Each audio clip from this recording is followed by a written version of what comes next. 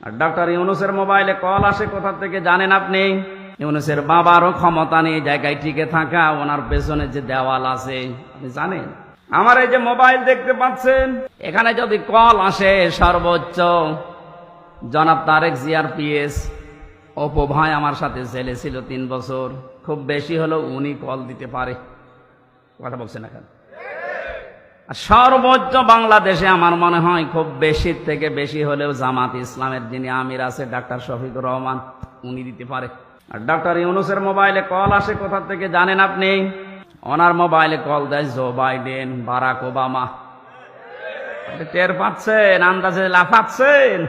আমি শুধু ইঙ্গিত দিলাম, নিচে নামলাম না, আপনি আশা করি বুঝে ফেলেছেন। বাস্তবতা কিন্তু এইটাই। একটা হুঙ্কারে ভারত কিন্তু জড়সড় হয়ে গিয়েছিল।